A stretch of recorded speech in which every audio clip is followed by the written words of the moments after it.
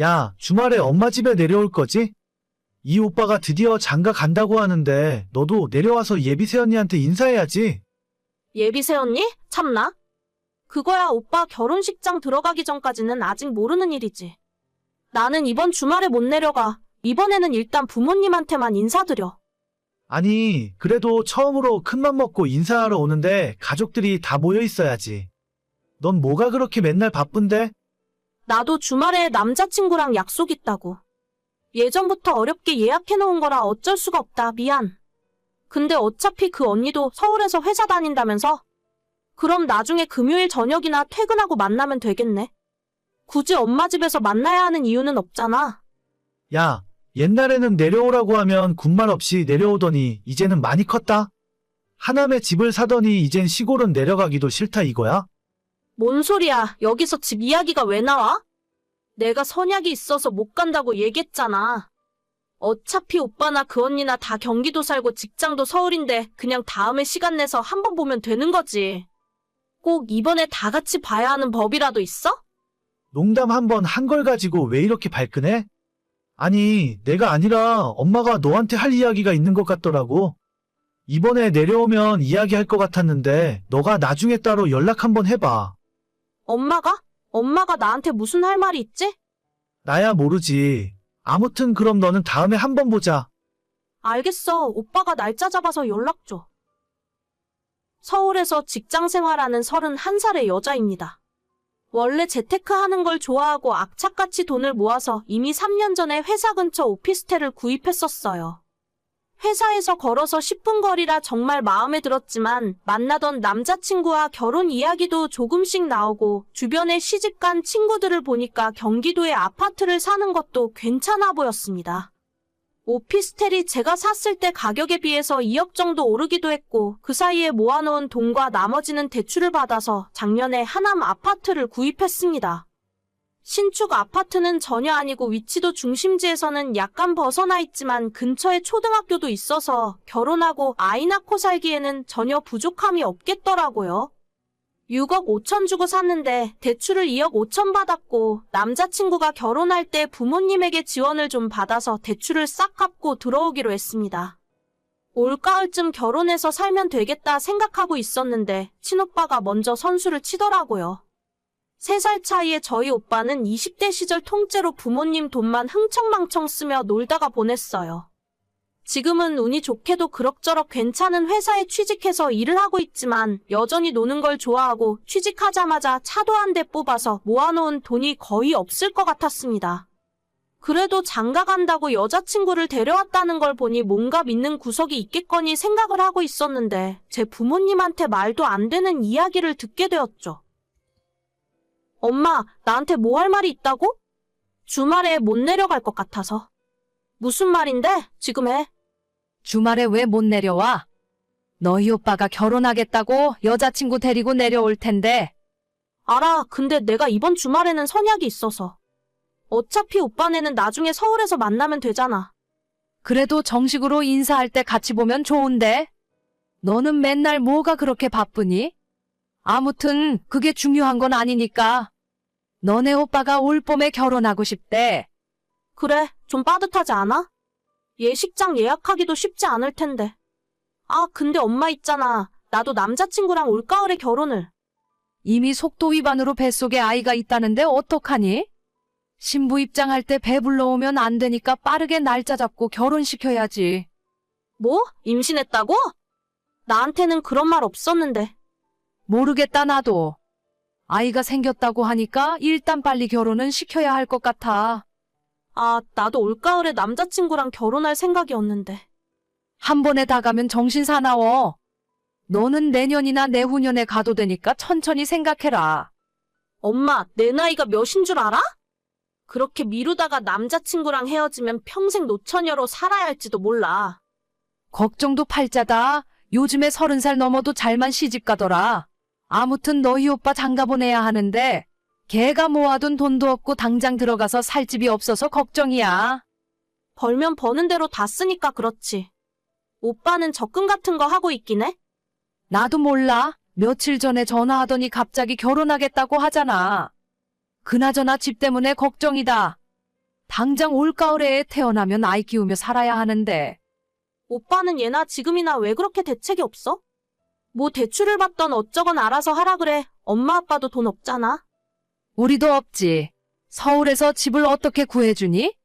우리 사는 집 팔아도 거기 전세금도 못 맞출 텐데. 아, 진짜 어이가 없네. 그 인간은 남의 집 귀한 딸 데려다가 무슨 짓을 하고 있는 거야? 그래서 말인데 너가 일단 집 좀 빌려주면 안 될까? 뭐? 그게 무슨 소리야? 안 그래도 심란한데 엄마까지 이상한 농담하지 마. 농담이 아니야. 너는 당장 그 집에 안 살아도 되잖아. 혼자 살기에 25평은 너무 넓지 않니? 나도 결혼할 거라니까. 둘이 애 낳고 살면 25평도 좁겠지. 넓긴 뭐가 넓어. 너는 꼭 오래 해야 하는 것도 아니잖아. 걔네들은 당장 애가 태어난다고 하는데 어떡하니? 일단 결혼시키고 너네 집에서 한 2년 정도 살다 보면 그 이후에는 돈 모아서 따로 집 얻어 나가라고 하면 돼. 너는 그때 결혼하면 되잖아. 엄마, 진짜 자꾸 무슨 헛소리를 하는 거야. 오빠가 지 인생 등신같이 살았는데 그걸 왜 내가 책임져? 길바닥에 나앉든 둘이 손잡고 고시원에 들어가든 맘대로 하라 그래. 지금까지도 한 푼 못 모아놓은 인간이 결혼하고 애 낳는다고 해서 어떻게 돈을 모아? 평생 그 인간 뒷바라지 해줄 생각 없으니까 나한테 그런 부탁하지 마. 아무리 그래도 네 오빠야. 장남이 잘 풀려야 집안에 시끄러운 일 없이 잘 돌아가는 법이다. 너 마음 심보를 그렇게 쓰면 안 돼. 내 심보가 뭐가 어때서? 엄마나 오빠가 내가 집 사는데 10,000원짜리 하나 보태준 적 있어? 오빠가 엄마한테 용돈 받아서 술 처먹고 놀러 다니던 시간에 나는 맨날 야근하고 주말도 없이 일하면서 돈 모았어. 엄마야말로 놀부심보 부리지 마. 얘 진짜 말하는 것 좀 봐. 너 그러다가 후회해. 후회는 내가 아니라 오빠가 하겠지. 내 인생 내가 알아서 할 테니까 앞으로 헛소리 하려거든 연락하지 마. 너 정말 가족끼리 이럴 거야? 저보고 결혼을 뒤로 미루고 오빠한테 집 양보한 채로 나가 살라고 하는 게 말이나 되는 소리인가요? 어처구니가 없어서 정말. 엄마한테 말도 안 되는 소리 하지 말라고 단칼에 거절해버렸습니다. 저희 집안 분위기는 예전부터 이랬어요. 없는 집안 살림에 오빠한테는 모든 걸 다 해주고 저는 항상 뒷전에 찬밥이었죠. 그래서 아마 제 성격 자체가 독립심이 강하고 어릴 때부터 생활력이 좋았었나 봐요. 이걸 감사하게 생각해야 하는 건지는 모르겠지만요. 아무튼 엄마가 하는 소리를 거절했더니 10분도 지나지 않아 오빠한테 다시 연락이 왔습니다. 야, 진짜 너 그러기냐? 우리 사정도 좀 생각해줘. 너는 꼭 올해 결혼해야 하는 것도 아니잖아. 내가 결혼을 하건 말건 그게 뭔 상관인데? 미쳤다고 멀쩡한 내 집을 오빠한테 주고 나가서 살겠어? 당장 나는 어디 가서 살라고? 그러니까 사람 말은 끝까지 들어봐야지. 내가 지금 사는 곳 계약이 내년까지인데 아마 한번 연장할 수 있을 거야. 여기 집주인도 좋은 분이고 서울이라 너네 회사에서 출퇴근하기도 더 가까워. 나보고 오빠 살던 원룸에 들어가서 살라고? 거기 월세잖아. 월세는 누가 내주는데? 오빠가 내줘. 아니, 너가 들어와서 사는데 내가 왜 월세를 내? 원룸이 뭐가 어때서? 여기 있을 거 다 있고 걸어서 3분 거리에 편의점도 있어. 내가 대학 졸업하고 처음 회사 다녔을 때 이후로 원룸에서 살아본 적도 없어. 진짜 부끄럽고 창피하지도 않아? 그 나이 먹고 원룸 월세 살면서 사고치고 결혼한다고 하는 게? 오빠도 스스로 생각해보면 참 답이 안 나온다 싶지? 그러니까 나한테 집 내놓으라는 헛소리나 하는 거 아니야? 야, 너 진짜 말이 좀 심하다. 말이 심하기는 아직 시작도 안 했구만. 그 여자도 어떤 여자인지 모르겠는데 지 몸 하나 관리 못해서 오빠 같은 답도 없는 인간이랑 덜컥 사고나 치고 안 봐도 뻔하다 뻔해. 길바닥에서 살던 나는 신경 안 쓸 거니까 앞으로 나한테 연락하지 마. 해준 거 하나 없는 인간들이 창피한 줄도 모르나 봐. 야, 너 내 결혼식에 오지도 마. 앞으로 어디 가서 내 동생이라고 하기만 해. 잘 됐네. 어차피 갈 생각 없었는데. 지금까지 네 동생으로 살면서 좋았던 적이 한 번도 없어. 나도 인연 끊고 살 테니까 엄마 아빠한테도 연락하지 말라고 해. 살면서 한 번도 도움된 적 없는 인간이 어쩜 이렇게 뻔뻔한지 모르겠어요. 부모님도 전부 오빠 편이고 오빠한테 집 양보하라는 소리만 하더라고요. 그냥 저는 예정대로 남자친구와 올가을에 결혼식 올릴 거고 저희 집 식구들은 하나도 부르지 않을 겁니다.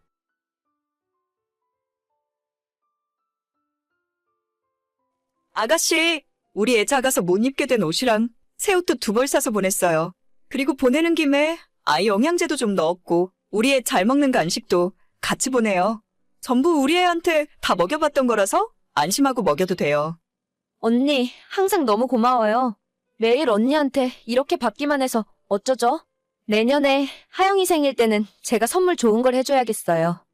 아니에요. 어차피 크면서 못 입게 된 옷 보내는 거니까 신경 쓰지 않아도 돼요. 살림하랴, 애 키우랴 많이 힘들죠?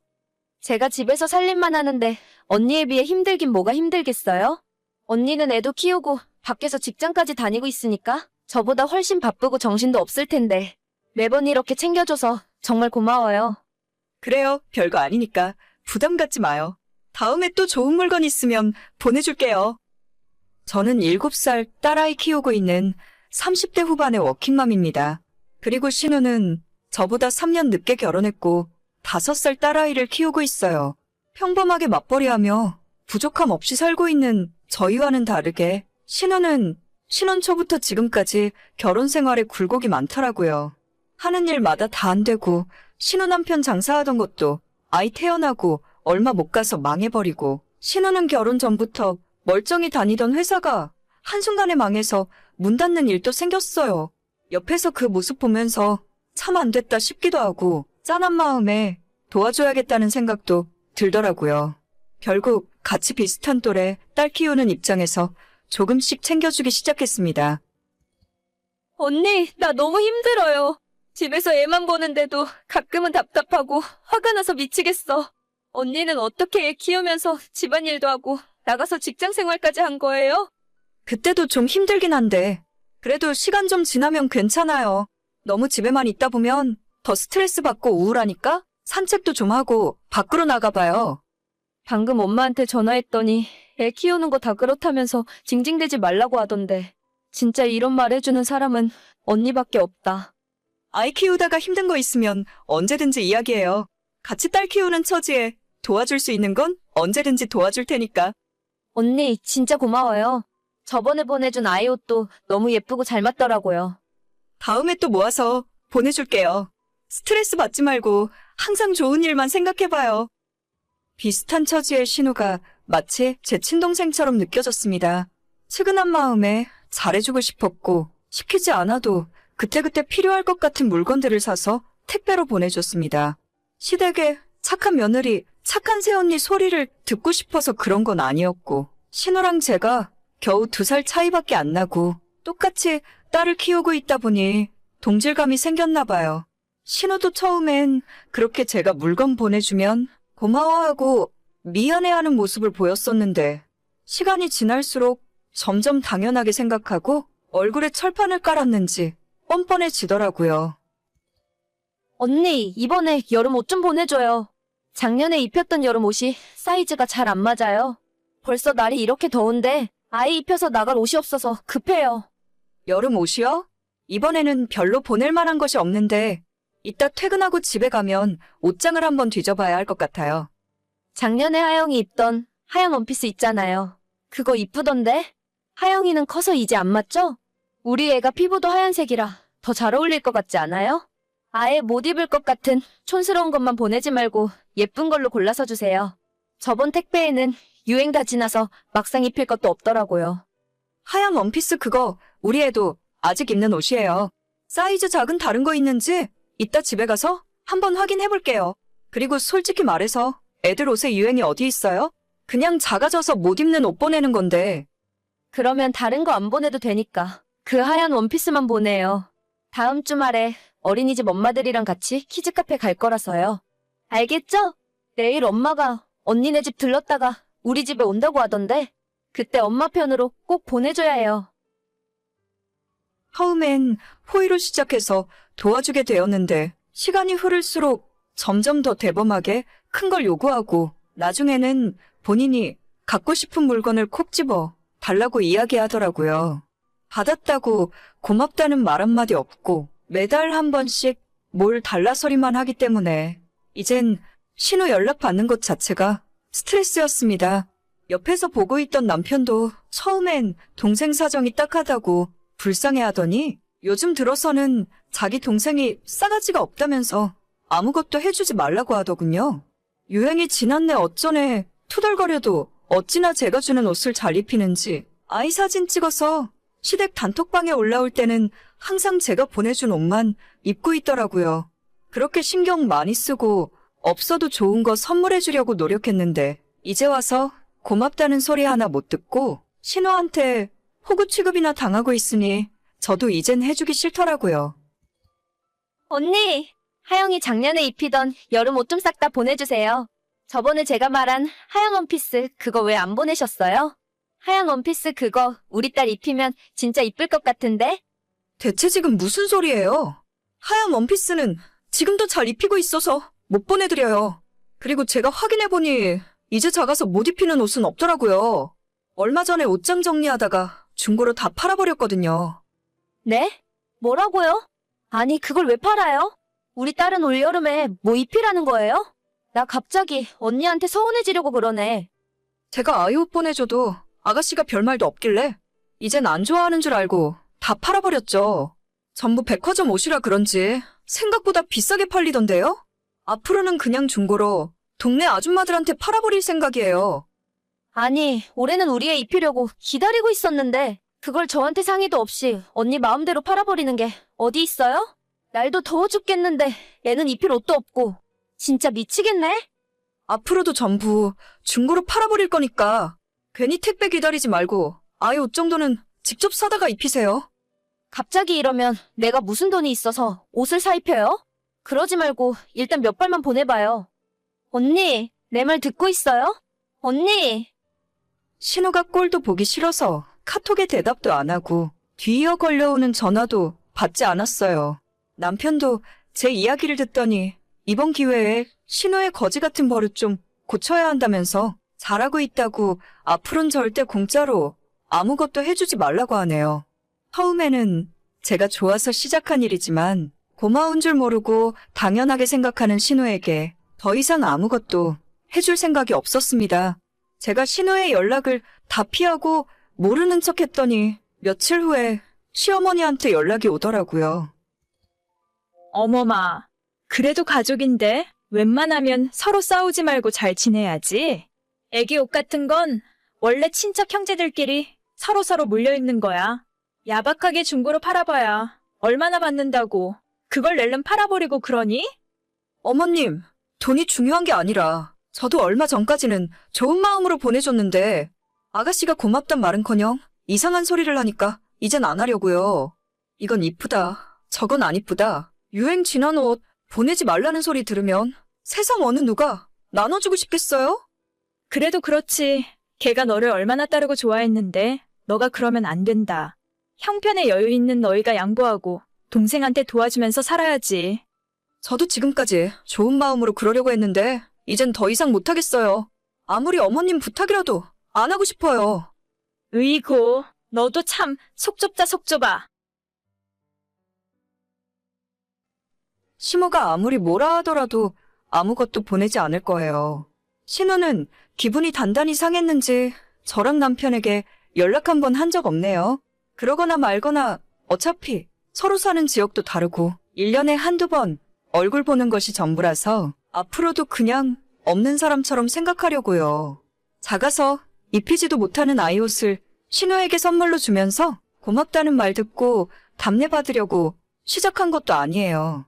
그래도 사람이 누군가에게 도움을 받으면 당연히 고맙다 하고 한편으론 조금이라도 미안한 마음을 가져야 정상이라 생각하는데 너무 뻔뻔한 신우의 태도가 당황스럽기까지 하더라고요.